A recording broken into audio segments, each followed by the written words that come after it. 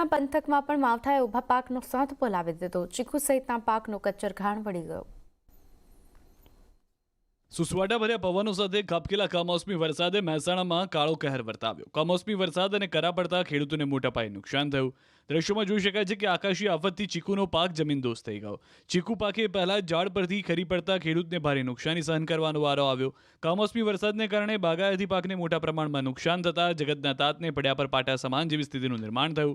આ તરફ મહેસાણાના લાખવડ ગામમાં કમોસમી વરસાદથી પાકને પુષ્કળ નુકસાન થયું। કમોસમી માવઠાને પગલે ખેતરોમાં એરંડા, વરિયાળી, ઘઉં સહિતના પાકોને પારાવાર નુકસાન થયું હોય એવા દ્રશ્યો જોવા મળ્યા।